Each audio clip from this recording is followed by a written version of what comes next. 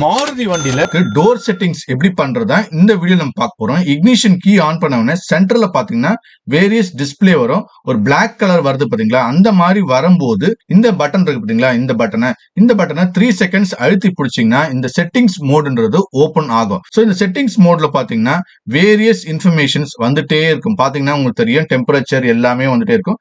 இதுல door lock இருக்கு பாத்தீங்களா, இந்த செட்டிங்ஸை பிரஸ் பண்ணீங்கன்னா இந்த இன்ஃபர்மேஷன்ஸ் வரும். இதுல பாத்தீங்கன்னா டோர் அன்லாக் இருக்கு. இதை நான் பிரஸ் பண்றேன். பிரஸ் பண்றதுக்கு அந்த பட்டன் அழுத்தின உடனே ஆல் டோர், டிரைவர் டோர் அப்படின்னா டிரைவர் டோர் அன்லாக் பண்ற மாதிரியும் இல்ல ஆல் டோர் வந்து ரிமோட்ல அன்லாக் பண்ற மாதிரி ஒரு ஆப்ஷன்ஸ் இருக்கு. நான் இப்போ ரிமோட்ல ஆல் டோர் அன்லாக் பண்ற மாதிரி தான் செட்டிங்ஸ் வைக்கிறேன். வச்ச உடனே சக்சஸ்ஃபுல்னு வந்துருச்சு.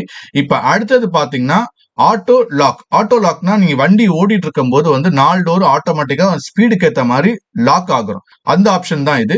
இதுல பாத்தீங்கன்னா மேனுவலா நீங்க லாக் பண்ற மாதிரி ஒரு ஆப்ஷன், இல்ல ஸ்பீட் சிங்க்ரனைசேஷன் 20 கிலோமீட்டர் ஸ்பீடு போனதுக்கு அப்புறம் ஆட்டோமேட்டிக்கா லாக் ஆகுற மாதிரி. இது வந்து அடுத்தது பாத்தீங்கன்னா அன்லாக் என்ற ஆப்ஷன்ஸ் என்னன்னு பாத்தீங்கன்னா நீங்க வண்டியை ஆஃப் பண்ண உடனே, இக்னிஷன் கீ ஆஃப் பண்ண உடனே அன்லாக் ஆகுற மாதிரி இல்ல மேனுவலா பண்ற மாதிரி ஆப்ஷன்ஸ். அப்படியே கீழே டவுன் பண்ணீங்கன்னா அலாம வந்து ஆஃப் பண்ற மாதிரி ஆன் பண்ற மாதிரி சைலண்ட் இருக்கு பாத்தீங்களா, அதை ஆஃப் பண்ணி ஆன் பண்ற மாதிரி ஒரு ஆப்ஷன் கொடுத்திருக்காங்க.